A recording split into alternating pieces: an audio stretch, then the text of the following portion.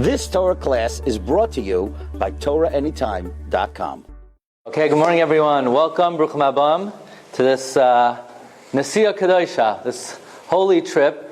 Now, truthfully, Rabbi Akiva Eger, who we're going to be zeichet to see his tzia tomorrow, has a very sharp comment on a pasuk in Parsha Bahaloischa.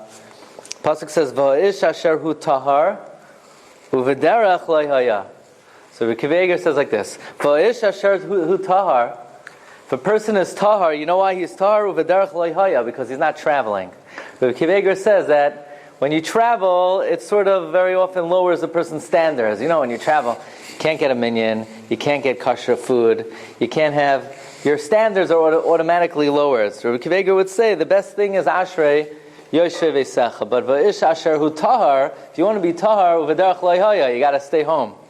But as we know, there have been many great Jewish travelers in history, most notably the Chida, where the Chida records not only meetings he had with Gedolei Yisrael, but very interesting places where the Chida would travel to, whether in St. Marco Square in Italy, or the Tower of London, or various museums that the Chida would go to. So the Chida certainly understood the value of not only the Beis HaMedrash, but also wherever we go, there is something that we could learn, there's something that we could glean, there's something that we could take with us.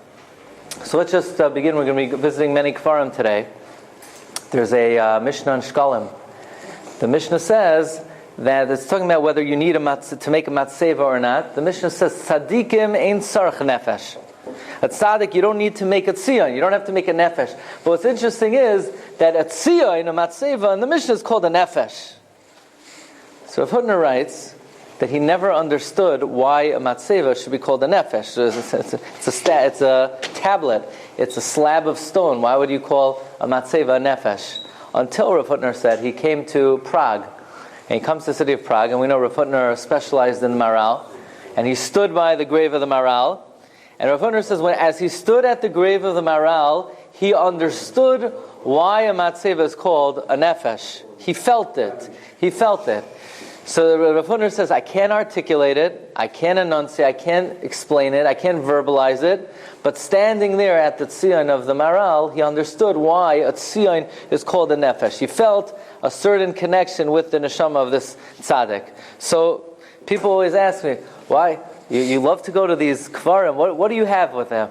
So I said, first, I like to learn about the tzaddikim, but there's a certain connection that you develop by learning about them, by learning their Torah and visiting Makkah Menuchasam.